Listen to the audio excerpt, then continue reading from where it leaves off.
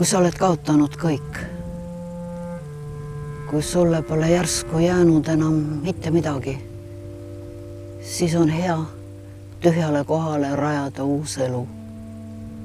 Külvata seeme, millest kasvaks sitke ja jõuline puu, mille tüvi kaitseks sind tuulte eest ja tihe lehestik pakuks palavaga varju.